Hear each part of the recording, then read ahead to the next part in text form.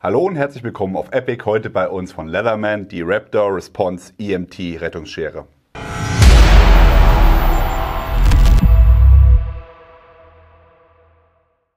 Leatherman hat eine Weile schon die Raptor im Programm und seit kurzem auch die Raptor EMT. Wer die Leatherman Rettungsschere nicht kennt, die Besonderheit hier war, dass man von Leatherman üblich ein Multitool hat, also nicht einfach nur eine Standard-Rettungsschere, wie man die kennt, die normalerweise im Handel für wenige Euro erhältlich ist, sondern wirklich auch eine Schere hat, die mehrere Funktionen hat, plus die Möglichkeit bietet, das Ganze auch wie ein Multitool zusammenfalten zu können. Das heißt, man kann die ausklappen, hat dann die Schere mit dem Scherenblatt und hat bei der Raptor hier nochmal ein paar zusätzliche Werkzeuge. Das vergleichen wir jetzt aber gleich mit der Response EMT. Bei der EMT war das Ziel, eine noch kompaktere Schere zu schaffen, die für den Rettungsdienst optimiert ist, aber auch fürs Feld natürlich, für den taktischen Einsatz. Man hat auch bei den Materialien noch ein bisschen was verändert, aber was das im Detail ist, das schauen wir uns jetzt einmal an, und zwar, wenn wir mit den Features starten. Hier seht ihr jetzt einmal die Scheren, beide parallel, wo wir auch mal direkt sehen, wie das mit der Größe aussieht. Wenn man hier schaut, das Scherenblatt ist exakt gleich von der Größe, also hier hat man keine Einschränkungen im Vergleich zur alten Raptor. Das Einzige, was sich verändert hat, ist die Griffgröße. Das sieht man hier ganz schön. Man hat hier in der großen Handöffnung, Fingeröffnung, hat man hier deutlich mehr Platz in der alten Version. In der neueren ist das hier ein bisschen minimiert worden. Dann habe ich hier den Ring, den unteren Ring, der ist ungefähr gleich groß. Und beim Material ist man hier von Polymer auf ein gehärtetes Keramik übergegangen. Der Vorteil jetzt hier ist von der Größe her natürlich deutlich kompakter und der kleinere Fingerring hier, der hat eigentlich auch keinen Nachteil, weil wenn ich überlege, hier bei der großen Raptor muss ich mit 2 Fingern reingehen. Der dritte Finger ist hier so ein bisschen verloren, den könnte man hier am Ende noch ablegen, aber man kann ihn natürlich auch hier mit reinstecken, dann wird es aber sehr eng, gerade auch wenn man einen Handschuh trägt. Ohne Handschuh komme ich jetzt mit meinen Fingern da gut rein. Aber das ist halt nicht bei jedem so. Hier bei der Raptor EMT Response habe ich den Vorteil, hier passen auf jeden Fall 2 Finger rein, auch mit Handschuh. Der Zeigefinger kommt hier in den vorderen Bereich und der kleine Finger kann dann hinten abgelegt werden. Und das gibt wirklich einen sehr, sehr guten Griff, um hier das Ganze gut halten zu können. Von der Funktion her, von der Faltfunktion her, habe ich genau das gleiche auch wie bei der Raptor. Ich habe hier 2 Druckknöpfe, kann das Ganze dann drücken, schön kompakt machen und damit ihr auch mal seht, wie die Scheren nebeneinander aussehen, wenn sie gefaltet sind. Auch hier wieder ein ganzes Stück kürzer. Wir können das gerade einmal messen, dass ihr auch mal seht, was wir da an Einsparung haben. So, gefaltet ist die Raptor Response ca. 10,5 cm vom längsten Punkt bis zum vordersten Punkt und die alte Raptor ist 12,5. Von der Breite her können wir auch mal kurz gucken. Hier haben wir 5. Und hier haben wir 4,5. So, die Tiefe noch checken. Auch hier wieder, wobei da sieht tatsächlich die neue etwas breiter aus. Nehmen wir auch wieder den breitesten Punkt. Das wären dann hier ungefähr 2,2 cm bei der Raptor und bei der Response sind es ja auch 2,3, 2,5. Also die ist tatsächlich ein Ticken breiter, aber auch das spielt keine Rolle, denke ich. Hier haben wir einmal auf der einen Seite verbaut einen Gürtelclip, das heißt, das Ganze kann direkt getragen werden. Der Unterschied zur alten Raptor ist noch vom Lieferumfang. Hier haben wir mit dabei einmal ein Holster. Das seht ihr hier am Gürtel verbaut. Da kann ich die Raptor drin versorgen, gefaltet, kann die hier so einstecken und dann ist die hier auch gut gesichert. Das ist leider nicht mit dabei bei der neuen, aber wer jetzt sagt, okay, ich trage die jetzt eh nicht am Gürtel oder ich trage die in der Hose mit dem Clip, dann ist es ja auch kein Problem. Ansonsten weggefallen ist der Glasbrecher bei der Raptor, ist er dabei, bei der neuen ist er nicht mit dabei. Gleich geblieben ist die Linealfunktion mit 5 cm auf dem Scherenblatt. Auch die Ausführung des Scherenblatts ist gleich, wie ihr sehen könnt.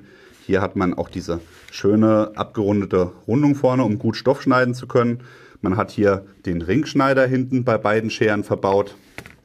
Und auch der Sauerstofftankschlüssel, der hier an dem Extra-Tool mit verbaut ist bei der Raptor, der findet sich hier hinten im Griff. Nicht mit dabei leider ist der Gurtschneider, das ist so die die einzige Sache, wo ich sage, das fehlt hier bei der neuen Schere. Aber auch das, denke ich, ist zu verschmerzen, je nachdem, wie ihr arbeiten wollt. Jetzt schauen wir uns nochmal an, wie die Scheren sich im Gewicht unterscheiden. Da ist von der Herstellerseite, glaube ich, bei 4 bis 5 Gramm der Unterschied. Wir haben es hier mal nachgewogen, 161 für die alte Raptor und die Response EMT hat 162. Also tatsächlich 1 Gramm mehr. Bei uns nachgewogen auf der Herstellerseite sagen die, da ist sogar, sind 4 oder 5 Gramm, wie gesagt. Das ist, denke ich, auch kein Problem, was das Gewicht angeht. Dann schauen wir mal, wie die Schnittleistung der Raptor Response EMT ist. Jetzt habe ich auch mal Handschuhe angezogen, dass ihr auch mal sehen könnt, wie gut man hier in das Fingerloch mit den Handschuhen kommt. Also hier mit 2 Fingern bei meiner Hand ist es überhaupt kein Problem. Das passt sich wunderbar an. Und das sind jetzt wirklich schon ein bisschen festere, dickere Handschuhe. Also wenn ihr mit normalen Gummihandschuhen arbeitet, überhaupt kein Problem. Auch mit dickeren Handschuhen geht das gut. Ja, Schnittleistung müssen wir, glaube ich, tatsächlich den Test gar nicht machen, weil das war ja schon mit der anderen so gut, mit der anderen Raptor von Leatherman. Aber ihr seht, die kommt hier problemlos durch Stoff. Jetzt schauen wir noch mal, wie das mit einem Stiefel aussieht. Auch das sollte, denke ich, kein Problem sein für die Schere. Das ist jetzt hier einzig und allein für mich ein Problem vom Handling her, weil ich hier ein bisschen blöd dastehe und die Hand ein bisschen verdrehen muss. Aber ansonsten seht ihr hier schon, das geht ganz problemlos durch den Stoff. Und im Zweifelsfall kann ich die zweite Hand noch dazu nehmen und nachdrücken. Also auch da wieder sehr, sehr gute Schnitthaltigkeit. Das Scherenblatt hat hier nochmal so eine Riffelung, wie auch bei der Leatherman. Das greift sich, das beißt sich da richtig rein. Und damit ist es dann auch sogar möglich, Blech zu schneiden. Und zwar auch da, wo ich sage, das würde ich jetzt mit einer anderen Kleiderschere wahrscheinlich nicht hinbekommen.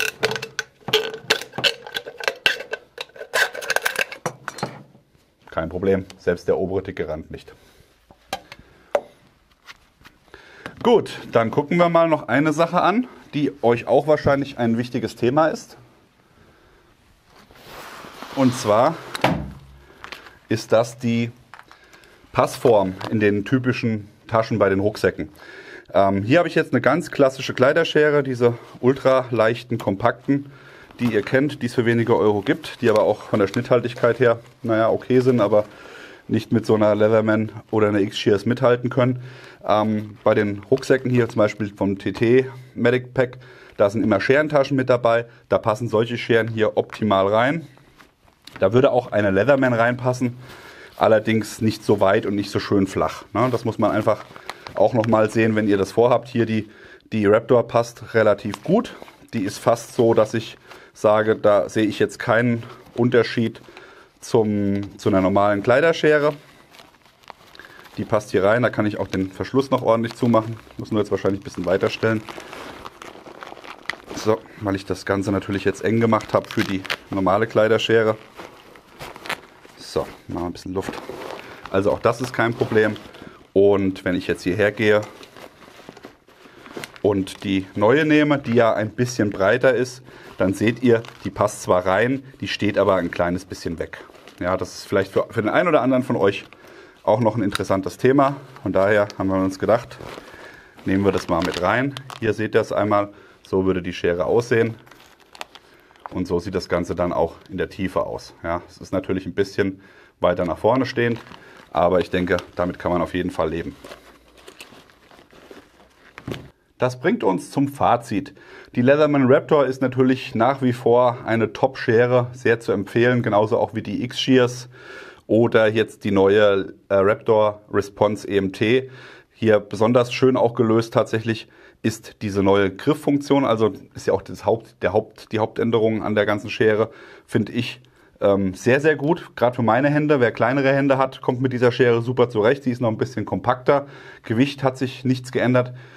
Preislich ist sie nochmal einen Ticken günstiger als die Raptor. Also wer sagt, die Raptor ist mir immer zu teuer gewesen und ich brauche jetzt nicht unbedingt den Gurtschneider, dann habe ich hier tatsächlich alle anderen Werkzeuge auch. Die Faltfunktion habe ich. Es gibt ein paar coole Farben und das Ganze hier mit dem Keramikgriff ist eine sehr, sehr coole Sache. Ihr bekommt die Raptor Response EMT bei Riken Company. Der Link ist eingeblendet.